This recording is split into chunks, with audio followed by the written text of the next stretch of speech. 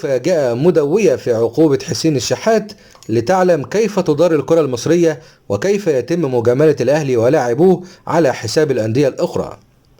طبعا كلنا عارفين اللي حصل بالأمس من تعدي حسين الشحات على اللاعب محمد الشيبي اللاعب المغربي لاعب فريق بيراميدز، وسب حسين الشحات الدين للاعب وضربه على وجهه. اللي حصل النهارده الصبح ان فوجئنا جميعا بسرعه اتخاذ القرار من جانب اتحاد الكره ولجنه المسابقات او رابطه الانديه، قامت بمعاقبه حسين الشحات بايقاف مباراتين فقط وغرامه 20,000 جنيه، عقوبه اقل ما يقال عنها انها عقوبه هزليه. لكن اللي انتم ما تعرفوش ان اتخاذ القرار بهذه السرعه جاء بناء على طلب اداره الاهلي نفسه باعقاب اللاعب باقصى سرعه ممكنه. ليه؟ القوانين او المبادئ القانونية في العالم بتتحدث عن عدم جواز معاقبة المخطئ مرتين.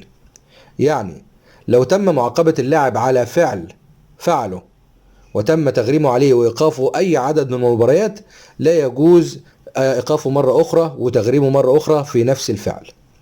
فقامت إدارة الأهلي بالاتصالات السريعة مع مسؤول اتحاد الكرة طبعا اللي بيخدموا على الأهلي ومصالح الأهلي ولاعيبة الأهلي، وطبعا رابطة الأندية في الدور، لاستخراج عقوبة عاجلة لحسين الشحات. عقوبة أي كلام كده يعني في الدور، مباراتين وتغريم 20,000 جنيه، مع إن اللائحة بتقول إن السب أو البصق على أحد أفراد اللعبة ما عدا الحكم بيكون الإيقاف 4 مباريات وغرامة 20,000 جنيه.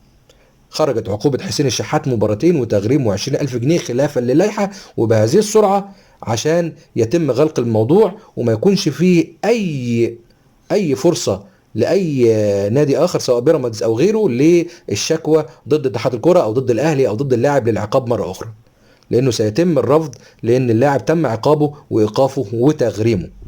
هذا عشان جماهير الزمالك تعرف كيف تدار الكرة المصرية، كيف يتم مجاملة الأهلي على حساب الأندية الأخرى، وكيف يتم حماية لاعبي الأهلي من الإيقاف ومن الغرامات